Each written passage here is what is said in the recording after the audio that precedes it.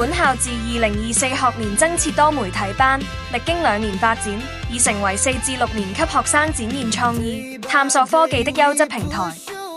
匯集了熱愛記錄、熱衷創作的孩子們，讓他們在一堂堂專業課程中，逐步成長為能夠獨立運用鏡頭記錄生活、駕馭影音工具的小小媒體人，提前搶佔未來能力高地。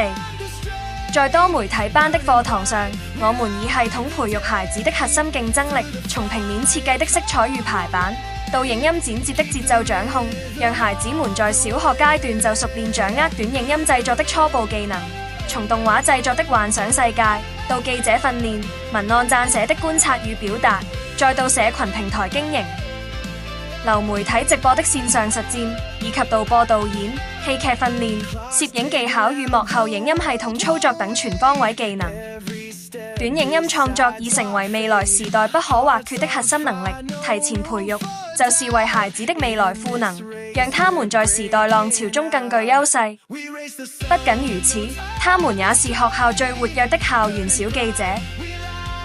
運動會的賽場、歌唱比賽舞台、各類主題活動的現場，總能看見他們穿梭其間的身影。他們舉起相機，調度鏡頭，訪問師生，用專業與熱情記錄下每一場珍貴的時刻，將課堂上學到的影音技能靈活運用到實踐中，真正實現學用結合。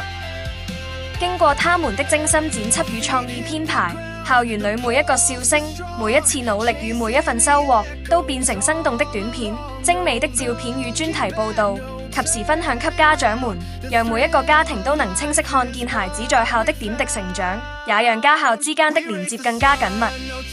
更讓大家看到我校在小學階段培育影音素養的顯著成果。多媒體班的孩子們在記錄世界的過程中，學會觀察，學會表達，學會創作。